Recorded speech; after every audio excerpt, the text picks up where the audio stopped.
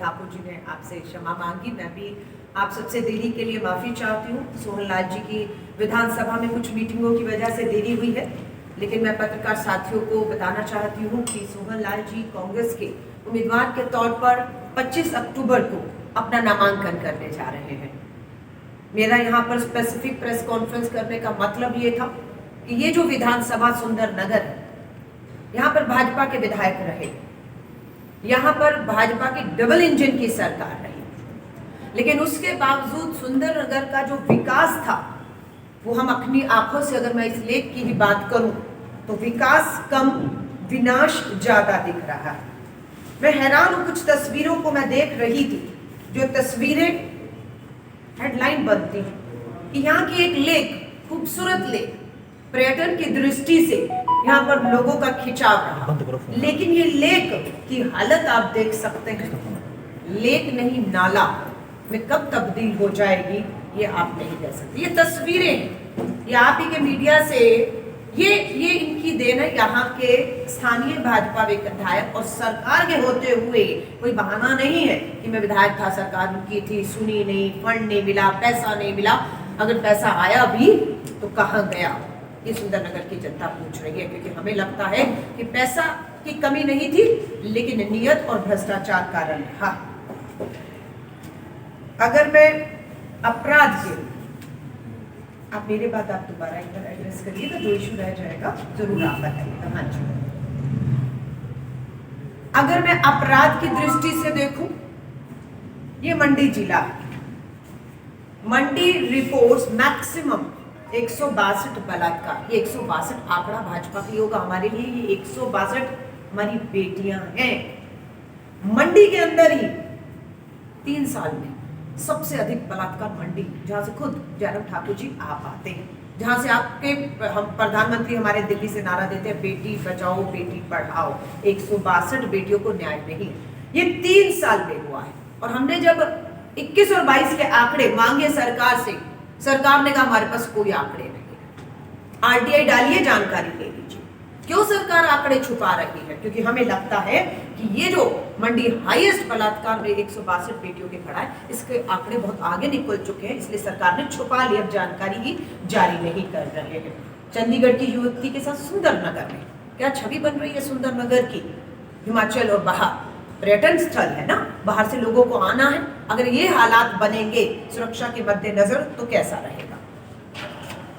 जहरीली शराब से मौतें, सुंदर नगर 3 और गिरफ्तारी। लगातार नशे की चपेट में सुंदर नगर विधानसभा आ रही है। यहाँ के स्थानीय विधायक चुप क्यों हैं? उनकी चुप्पी के पीछे कारण क्या है कि लगातार नशा की सप्लाई हो रही है। पुलिस प्रशासन, सरकार, विधायक आप हैं, लेकिन इसको रोक पाने में क्यों आप फेल हो गए? क्या है इसके पीछे की सच्चाई? गुजरात के बुद्रा पोर्ट से, अडानी के पोर्ट से नशा अफगानिस्तान, पाकिस्तान से पूरे पंजाब, हरियाणा होते हुए हिमाचल की चपेट में गया। मुद्दा यहाँ है क्या? मुद्दा भारतीय राष्ट्रीय कांग्रेस के लिए पहला मुद्दा 10 लाख बेरोजगार युवाओं की सौगात जयराम ठाकुर जी आप हिमाचल को देकर जा रहे हैं। बेरोजगारी मुद्दा है। हम लोगों ने कहा है कि सरकार बनते ही 1,65,000 सरकारी पद आज की तारीख में खाली है। सरकार आएगी, नए इंग्लिश मीडियम स्कूल, घर घर वैन स्वास्थ्य के लिए, ऑफकोर्स स्कूल बनेंगे, अस्पताल बनेंगे तो डॉक्टर लगेंगे, टीचर लगेंगे, चपरासी लगेंगे। तो 1 लाख सरकारी पक्की नौकरियां पेंशन के साथ, इनको देने का वादा भारतीय राष्ट्रीय कांग्रेस का है। 4 लाख युवाओं को रोजगार, कुल मिलाकर 5 लाख रोजगार देने की हमारी बात है। हर विधानसभा में 10 करोड़ रुपए स्टार्टअप फंड हर विधानसभा को, और 680 करोड़ रुपया पूरे स्टार्टअप फंड कि किसी युवा को सरकारी नौकरी नहीं मिली, नहीं करनी, अपना काम धंधा शुरू करना है तो वो सरकार से बिना ब्याज के ऋण ले सकता है। जैसे उसका काम चले, कमाई आए, सरकार का खर्च लौटा दे। महिलाओं के लिए घर घर लक्ष्मी, आज मैंने महिलाओं से पूछा, घरेलू गैस सिलेंडर की कीमत 1150 रुपए पहुंच चुकी है। सब्सिडियां आनी बंद हो गई है। कमर तोड़ महंगाई में आटा, दूध, घी, तेल सब महंगा है। हमने वायदा किया है कि इस महंगाई से राहत के लिए, इस बेरोजगारी के दौर में घर घर लक्ष्मी योजना के तहत सरकार बनते ही पहले महीने की पहली तारीख को 18 से 60 साल की हर महिला के खाते में, हर बेटी के खाते में 1500 रुपए राहत के तौर पर सरकार देने का काम करेगी। 300 यूनिट तक बिजली का बिल सरकार बनने के बाद पहले महीने 300 यूनिट बिजली का बिल जो है वो आपको नहीं चुकाना होगा। ये एक राहत है कि जब महंगाई हो, बेरोजगारी हो, लोगों के चूल्हे ठंडे हो रहे हो, तो सरकार का फर्ज बनता है कि सरकार जनता के खजाने से ही पैसा खर्च करे और उन्हें राहत दे। जयराम ठाकुर सरकार जी बेरोजगारी सौगात में देकर जा रहे हैं, महंगाई देकर जा रहे हैं। सरकारी कर्मचारी जो पूरे हिमाचल में आंदोलित है पुरानी पेंशन योजना बहाली, ओल्ड पेंशन स्कीम लागू करने को, जयराम ठाकुर जी ने उनका अपमान किया। सदन में खड़े होकर बोला कि आपको अगर पेंशन चाहिए तो चुनाव में आइए, लड़िए, विधायक बनिए और जिंदगी भर पेंशन पाइए। ये उनका अपमान है। कांग्रेस ने ये कहा है कि हम सत्ता में आते ही पहले 10 दिन के भीतर पहली कैबिनेट की मीटिंग में राजस्थान और छत्तीसगढ़ कांग्रेस की सरकारों की तर्ज पे पुरानी पेंशन योजना ओपीएस लागू कर देंगे। हर एक का हक, अधिकार, सम्मान पेंशन खातों में मिलेगी। अब मैं आती हूँ सेब के बागवान और किसानों के ऊपर। उचित दाम ना मिलने से यहाँ पर जो सेब की कीमत 30 रुपए 60 रुपए मैक्सिमम वहां मिली, वही हमारे जैसे दिल्ली में अडानी का स्टिकर लगा हुआ सेब के ऊपर 500 550 रुपए किलो सेब खरीद रहे हैं। यहाँ उचित दाम नहीं मिल रहा, शोषण हो रहा है, मजबूर किया जा रहा है कम दामों में। हमारा यह है कि हम सरकार में आते ही उचित दाम, वो दाम जो पूंजीपति मित्र नहीं, बाहर से आने वाला नहीं, सेब बागवान और किसान अपना तय करेगा कि किस कीमत पर वो सेब बेचेगा। क्योंकि शिमला के बाहर, हिमाचल के बाहर तो हम 500 रुपए किलो का खरीद रहे हैं। भ्रष्टाचार के मामले में बिल्कुल हम इस सरकार को घेरेंगे। यहाँ के विधायक से भी पूछेंगे, जब यहाँ पर पुलिस भर्ती होती है, बच्चे इंतजार कर रहे थे भर्ती होगी, भर्ती का पेपर निकलता है, इम्तिहान दे देते हैं, रिजल्ट के बाद नौकरी लगने का इंतजार था, पता लगता है पुलिस भर्ती पेपर जो है बेच दिया गया। बेचते जाओ पेपर, बीजेपी का फुल फॉर्म हो गया है बेचते जाओ पेपर। युवाओं के भविष्य के साथ खिलवाड़। विधायक ने एक बार आवाज नहीं उठाई कि कब तक ये युवाओं के भविष्य के साथ आप खिलवाड़ करेंगे। ये भ्रष्टाचार नहीं था तो क्या है? दूसरा, कोरोना महामारी के बीच में इन्हीं के भाजपा के पूर्व प्रदेश अध्यक्ष राजीव बिंदल, लोग ऑक्सीजन के मोहताज थे, दवाइयां नहीं मिल रही थी। तब क्या होता है? तब दलाली खाने का काम हो रहा था। 5 लाख रुपए की दलाली खाते हुए बीजेपी के अध्यक्ष पकड़े गए, पद से हटाए भी गए। अगर नहीं दलाली खाई, नहीं भ्रष्टाचार था तो क्यों पद से हटा दिया उन्हें? उनसे पद से हटाया क्योंकि अपनी जान बचानी थी। आपने जवाब देना मुश्किल हो रहा था। लेकिन क्या वो दलाली खाते हुए पकड़ा गया भाजपा का नेता जेल गया? नहीं गया। अल्टा उसको पता लगता है कि भाजपा ने अपनी प्रचार प्रसार कमेटी का अध्यक्ष बना के एक भ्रष्ट चेहरे को प्रचार का अपना चेहरा बनाया हुआ है। जाना तो जेल चाहिए था ना। लेकिन बात यह है कि अगर वो जेल जाते, पूछताछ होती, तो दिल्ली में बैठे भी नेता शायद बेनकाब हो जाते कि दलाली सिर्फ यहां तक खाकर पैसा यहां तक नहीं दिल्ली तक जाता था। इसलिए उनको बचाने की कोशिश। मैंने आपसे अपराध पे बात की, मैंने आपसे भ्रष्टाचार के मुद्दे पर बात की, महंगाई पर, बेरोजगारी पर, किसानों पर, सरकारी कर्मचारियों की पेंशनों पर हमारी क्या गारंटियां हैं वो मैंने आपको बताई कि हम आएंगे तो क्या करेंगे। मैं आप सब पत्रकार साथियों का धन्यवाद करती हूँ। श्रीमती प्रियंका गांधी वाड्रा जी मंडी पहुंच रही हैं और अपनी इस चुनाव की दूसरी सबसे बड़ी जनसभा को संबोधित करेंगी। लोगों के बीच लोगों के मुद्दे उठाएंगी, उनकी आवाज बुलंद करेंगी और उन्हें वोट देने की अपील करेंगी। उससे पहले 14 अक्टूबर को ही सोलन के ठोडो ग्राउंड में कामयाब जनसभा रही। तो मैं आप सब पत्रकार साथियों को, सुंदरनगर की जनता को भी 31 अक्टूबर को श्रीमती प्रियंका गांधी जी की होने वाली इस ऐतिहासिक रैली के लिए आमंत्रित करती हूँ। उनके साथ हमारे छत्तीसगढ़ के मुख्यमंत्री भूपेश बघेल जी भी उपस्थित रहेंगे। हमारे राज्यसभा सांसद, यहाँ से हिमाचल के प्रभारी राजीव शुक्ला जी भी उनके साथ रहेंगे। मैं आप वापिस हमारे उम्मीदवार और उस हालत के बाद आपको ये भी पता है कि इस झील से जो पानी है लोगों को पीने के लिए अब दिया जा रहा है। स्कीम के बनने से पहले भी लोगों ने इसका विरोध जताया था। जब जबरदस्ती स्कीम चालू कर दी गई उसके बाद भी लोगों ने इसका विरोध जताया, लेकिन सरकार ने इसकी लोग इस विरोध पे कोई गौर नहीं किया और हमें लगता है कि अब खुद जनता इसका फैसला करे।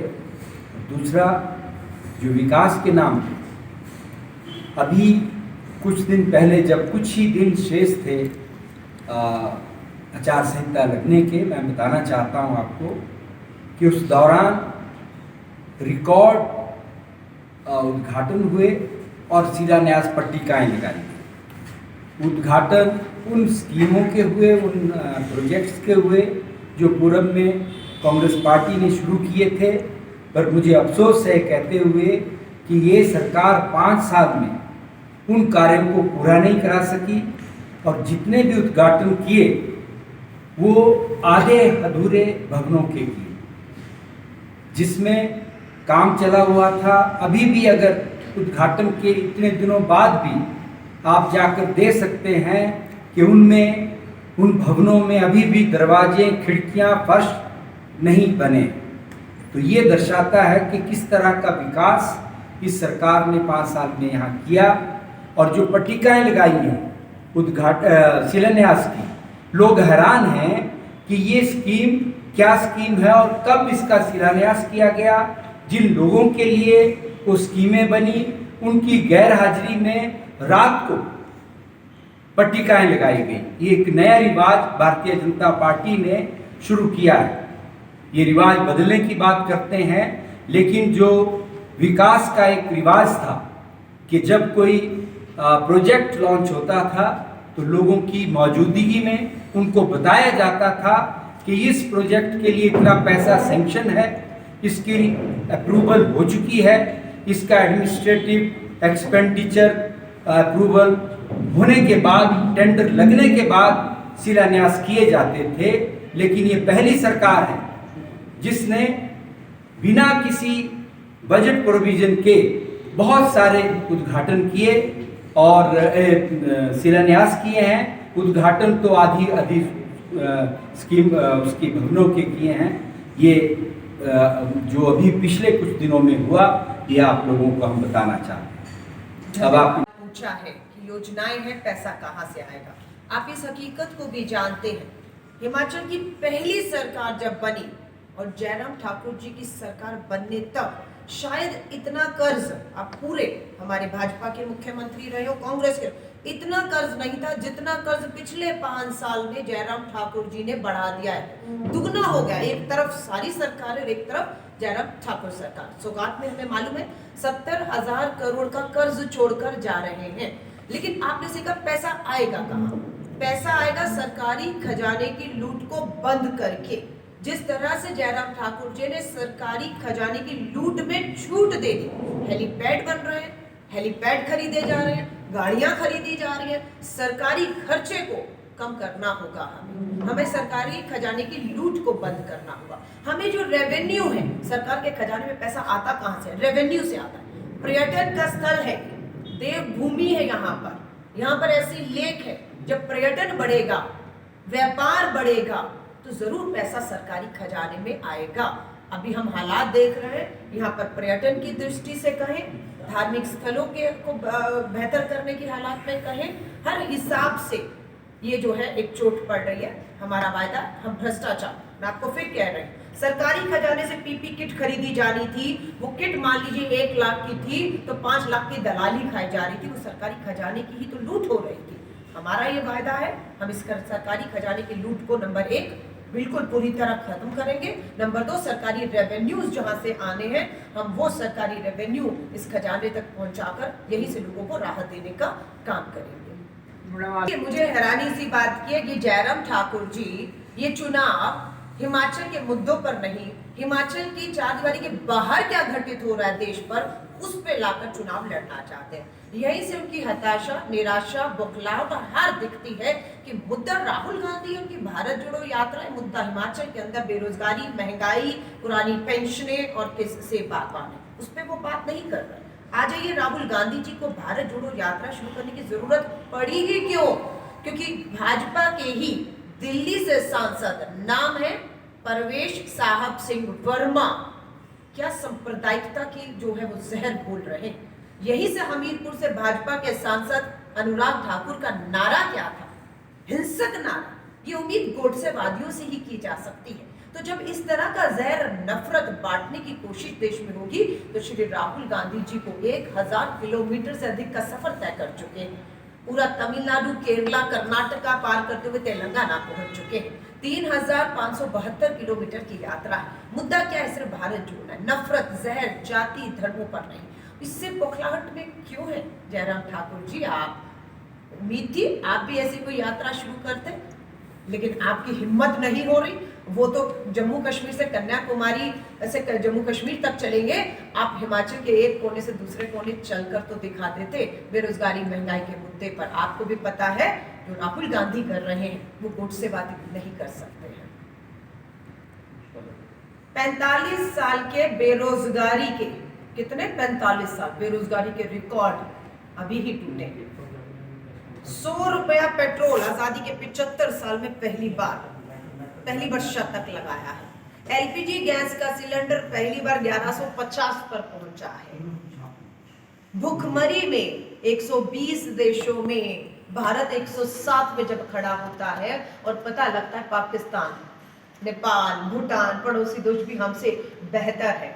जब हम गरीबी रेखा से नीचे कितने लोग गए, वर्ल्ड बैंक अपनी रिपोर्ट जारी करता है तो विश्व में पता लगता है लगभग 7 करोड़ से ऊपर लोग बेरोजगारी, गरीबी रेखा से नीचे गए। इसमें से 80% लोग, 5.7 करोड़ लोग भारत के ही होते हैं। जब ये सब होता है तो भारतीय राष्ट्रीय कांग्रेस को सड़कों पर निकलकर लोगों की हिम्मत बनी रहे, हताश और निराशा ना हो, उनकी ताकत बनना पड़ता है। और राहत देने के लिए ऐसी गारंटियों की ऐसे ही समय पर सख्त जरूरत महसूस भी की जाती है, जो काम भारतीय राष्ट्रीय कांग्रेस कर रही है।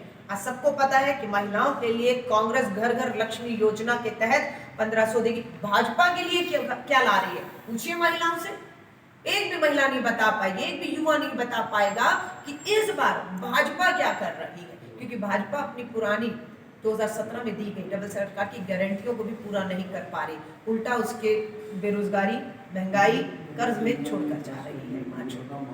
मैम, कांग्रेस का सबूतों के साथ उस चार्जशीट को हम जनता के बीच में रखेंगे, डंके की चोट पर रखेंगे। और जो चार्जशीट रखी जाएगी जिसमें भ्रष्टाचार के गंभीर आरोप है, सबूतों के साथ रखेंगे। सरकार बनते ही त्वरित फास्ट ट्रैक कोर्ट में उसकी जांच करेंगे और हम भ्रष्टाचार के मामलों में एक को भी बख्शेंगे नहीं। घोषणा पत्र, चार्जशीट दोनों महत्वपूर्ण है। 25 तारीख को हमारे जैसे ही नामांकन विड्रॉल के बाद दिवाली का सब चाहते हैं कि थोड़ा उसके बाद किया जाए, तो मुझे पूरी उम्मीद है 31 अक्टूबर को श्रीमती प्रियंका गांधी वाड्रा जी आ रही हैं। लगभग उससे एक दिन पहले या बाद में हम अपना जो है चार्जशीट पहले जारी करेंगे, उसके बाद तुरंत हम अपना घोषणा पत्र भी ले आएंगे। कितने मंत्री और विधायक इस चार्जशीट में शामिल होंगे? देखिए, अभी हमारी चार्जशीट तैयार हुई है, लेकिन पब्लिकली आप लोगों के सामने हम लाएंगे। कितने मंत्री हैं? मुझे तो लगभग लगता है सभी मंत्री हैं। जिनकी टिकट कट गई वो सोच रहे हैं वो बच जाएंगे। भाजपा ने आपके टिकट काट के आपको बचाने का एक रास्ता दिया है। जिन मंत्रियों की टिकट कटी है, सबसे पहला भ्रष्टाचार का आरोप उन पे लगा। चंबा में भी आप देख लीजिए, उम्मीदवार घोषित करने के बाद भाजपा को अपना उम्मीदवार वापस लेना पड़ा, क्योंकि भ्रष्टाचार के गंभीर आरोप थे कोर्ट में कि उन्होंने पैसे में गबन किया है। भाजपा को अपने घोषित उम्मीदवार वापस लेना पड़ेगा, क्योंकि पता है भारतीय राष्ट्रीय कांग्रेस भ्रष्टाचार में जीरो टॉलरेंस के तहत कार्रवाई करेगी। धन्यवाद। जवाब नहीं है प्रधानमंत्री जी के पास। 2 करोड़ नौकरियां हर साल, 8 साल में 16 करोड़ नौकरियां। हिमाचल का हिस्सा पूछेंगे कितना था, उसमें पता लगता है 10 लाख बेरोजगार। बहुत हुई महंगाई की मार। तो प्रधानमंत्री जी एक पार्टी के प्रधानमंत्री मत बने, वो देश के प्रधानमंत्री हैं। जो गंभीर मुद्दे हैं, आज तक मैं आपसे प्रेस कॉन्फ्रेंस कर रही हूँ, हम चुनौती देते हैं देश के प्रधानमंत्री जी 8 साल में हमारा सबसे बड़ा नेता श्री राहुल गांधी जी हो, सीधा मीडिया से, अभी भी भारत जोड़ो यात्रा में मीडिया संवाद करके मीडिया के सीधे सवाल लेकर जनता के ज्वलंत मुद्दों पर जवाब दे रहे हैं। मेरे जैसा छोटा कार्यकर्ता भी मीडिया से संवाद कर रहा है। देश के प्रधानमंत्री आदरणीय नरेंद्र मोदी जी के 8 साल में एक बार भी हिम्मत नहीं हुई। उससे पहले डॉक्टर मनमोहन सिंह जी का भी जिक्र करती हूँ, 10 साल में उन्होंने वार्ता की, प्रेस वार्ता। आज चुनौती देते हैं प्रधानमंत्री जी, अगर आपका शासनकाल डबल इंजन का हिमाचल में शानदार रहा तो एक प्रेस कॉन्फ्रेंस हिमाचल के मीडिया से कर दीजिए, क्योंकि हिमाचल का मीडिया बिल्कुल उन्हें सच्चाई और आईना दिखाएगा कि महंगाई बेरोजगारी मुद्दे हैं जिसे वो स्वीकार नहीं कर रहे। इसलिए मंडी लोकसभा का उपचुनाव हो या 3 विधानसभाओं के उपचुनाव हो, मानने को तैयार नहीं थी भाजपा कि महंगाई बेरोजगारी है, लेकिन जब उपचुनाव में शिकस्त हुई मानना पड़ा उन्हें कि बेरोजगारी महंगाई मुद्दा है, क्योंकि इन्हीं के नेताओं ने कहना शुरू कर दिया कि बेरोजगारी और महंगाई के मुद्दे पर हम हारे हैं ये चुनाव। मैम एक फेक